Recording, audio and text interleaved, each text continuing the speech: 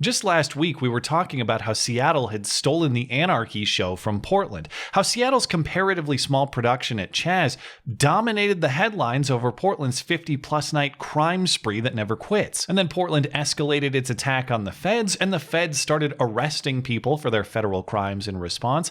And now the state is suing the feds, not to maintain the peace, but to maintain the anarchy. Oregon wants a restraining order to prevent the feds from making any further arrests within their jurisdiction. We want big government, they're usually chanting. But no, not that kind of big government. But yeah, I'm sure it'll be way different and way better when the feds are controlling your schools and your healthcare and every other aspect of your day-to-day life. But I digress. For the time being, Portland has taken back its rightful title as the peacefulest protesters to destroy a city. But don't count out Seattle so easily. Chaz may have been disbanded, but there were very few arrests. The band is back together, and now they're going on tour. Antifa Destruction and Degeneracy coming to a storefront near you. Yet another peaceful protest started in Seattle on Sunday morning. Peaceful for all of 3 hours, of course, before the destruction began. But hey, in Seattle terms, that's actually a pretty good run of peace. They marched into downtown, carrying their signs and chanting their chants. Free them all! Free them all! Free them all!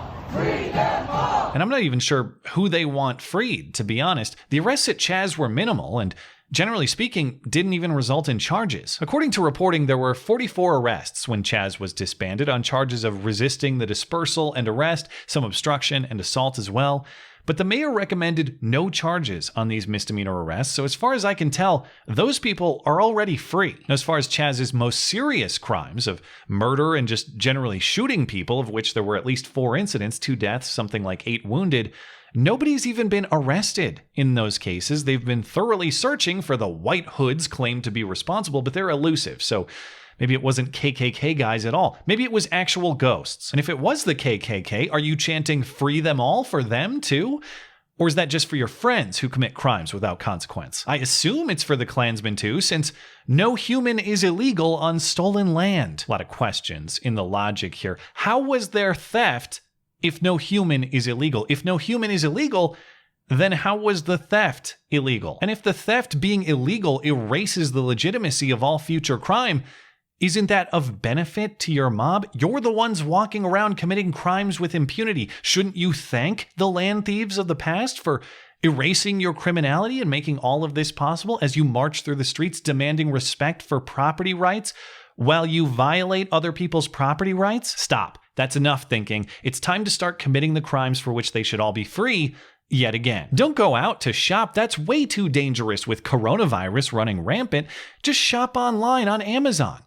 Unless you want to start hacking away at an Amazon Go shop, that's fine too. But if you do, just be sure to mask up. Good cops quit, she says. Well, keep eating every donut in the city, and yeah, I'm sure eventually the cops will just voluntarily leave. Here's the Amazon store aftermath. Fuck Bezos, they write, I'm sure with their fair trade, non-GMO, ethically sourced spray paint. Starbucks got the same treatment, I guess giving free scholarships to anyone who complains, and turning their bathrooms into recreational overdose houses for hobos didn't save them this time. Walgreens got it too, and ironically, the toilet paper was left totally undisturbed. The trail of destruction continued to city property as well. The mob defaced the front of the municipal courthouse, as well as the police department's east and west precincts. The east, of course, being the famed facility overtaken by the Chazistani freedom fighters last month. The rioters threw rocks, bottles, and fireworks at the police, injuring 12 of them and sending one to the hospital. The protesters then lit mortar-type fireworks and then threw them at officers from a very close range. The devices that they threw can blind, maim, and kill people when thrown from these short of distances. The result is at least 12 officers during this confrontation were injured. At least 1 officer is being treated at the hospital after fragmentation entered his neck and throat area. They also briefly set the East Precinct on fire. They then threw some type of pyrotechnic item into the lobby, which ignited a small fire that one of our community members put out, as I understand it. But remember, it was a peaceful protest to start, this police spokeswoman says, in front of her mob-mandated Black Lives Matter mural. A peaceful demonstration was held for a couple of hours. And even that gesture isn't enough for the mob. One response to that clip on Twitter says, "Hey, pro tip for the cops. It helps to have the media relations officer not wearing a tactical loadout. Yeah, well, it also helps not to shoot fireworks at them either. But if you're going to do that, a little protection and a radio to call dispatch to say, hey, I need backup because the mob burned my face off, I think is a pretty fair compromise. Amid that mob of criminals, there were only 2 arrests on the day, one for assault and one for theft. The rest will probably disappear with that KKK shooter never to be found. And the mess will be cleaned up by the decent, law-abiding citizens of the city. He and other neighbors grabbed a bucket and cleaning solution to remove graffiti tags on this Starbucks. It's very sad.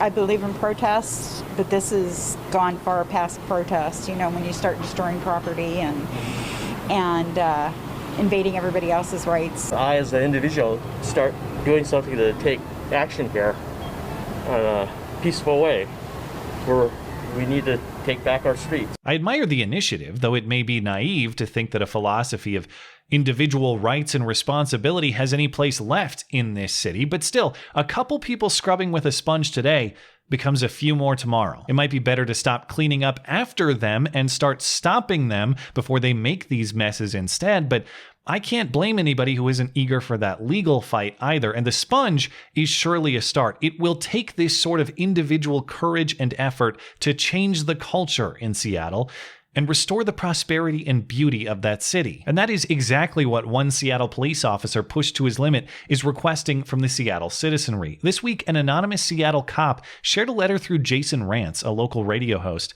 explaining his fading commitment to policing and the citizen obligation to maintain a community worth policing. He describes his career of chasing criminals to keep them from victimizing you, the citizen.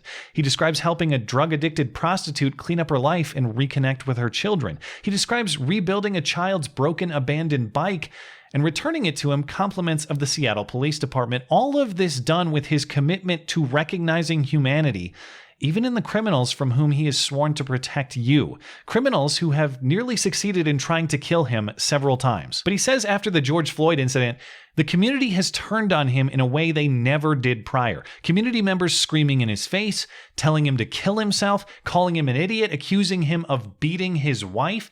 He says even politicians have called him a racist killer cop, all in blame for something that happened hundreds of miles away. And these are just the words, of course. There are plenty of physical attacks against him and the rest of the Seattle PD as well. He now says he no longer believes in his mission of protecting freedom and the rights of Seattle citizens, because they don't appear to want it, and based on their treatment, don't deserve it from him. He writes, when a mob controls the city streets, those who don't agree with the mob are not free. Who's responsible for this breakdown? You, the citizens. You are allowing it. Only you can stand up against the mob or flood the city council meetings with your displeasure. Only you can influence or change the politicians to put police in position to protect your rights. You can't be afraid to speak up to politicians, and you can't outsource your protection to the police if the mob controls both the politicians and the police. In other words, only you can prevent communism, says Smokey the cop, and he's exactly right. So only 2 questions remain. What are good and decent Seattleites going to do to protect themselves when the mob controls all other forms of protection? And what is Portland going to do to steal back the headlines in the war to claim the deepest depths of the Pacific Northwest hellscape? Grab a sponge for the mess, and grab a pink polo just in case it gets messier. Thanks as always for listening and for supporting this channel. Always appreciate that thoughtful discussion down below, and especially over on Twitter, that is at ML Christiansen. You're always welcome to coming out and chat in my live streams. Those are linked down in the description. Looking forward to it. Goodbye.